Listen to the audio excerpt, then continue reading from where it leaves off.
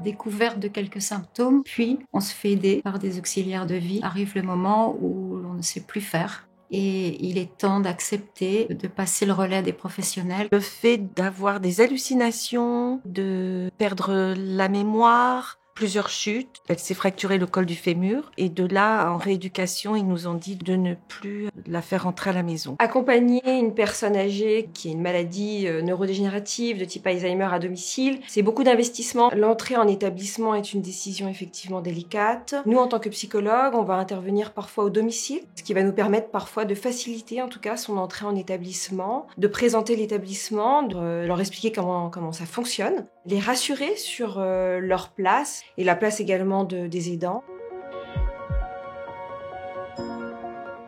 Dès notre arrivée, en fait, on a une équipe entière qui est venue autour de ma mère et ça nous a incroyablement rassurés. Alors, les échanges et la communication avec l'ensemble du personnel étaient très fluides. On a tout de suite senti une prise en charge, puis de la bienveillance et aussi du cœur de bien faire et du cœur d'accompagner avec humanité et sincérité. On a trouvé l'accueil chaleureux, la propreté. On se sent un peu comme chez soi. On va donc proposer un livret, Le mieux vous connaître, qui va donc proposer aux familles de remplir les habitudes de vie du futur résident. Ça va nous permettre de mieux l'accompagner dès son entrée en établissement.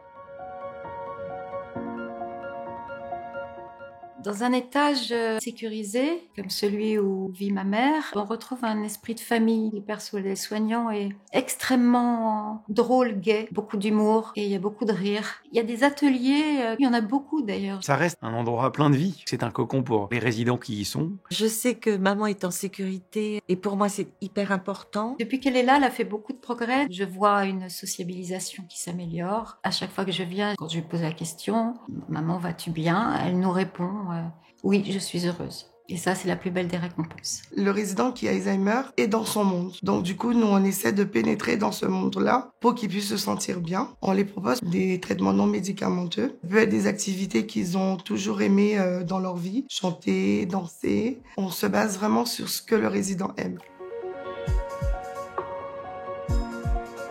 Le fait d'être prise en main par des professionnels dans un univers qui est sécurisé et apaisant enlève à la famille des difficultés quotidiennes pour finalement ne laisser que des rapports doux. Les relations que ma sœur et moi-même avons retrouvées avec ma mère sont des relations d'amour, d'une douceur infinie qu'on avait perdues, mais vraiment perdues. On reçoit les familles des résidents pour les aider dans la relation à leurs parents. Comment faire quand on est confronté à un changement de comportement, ou en tout cas, c'est une relation qui évolue.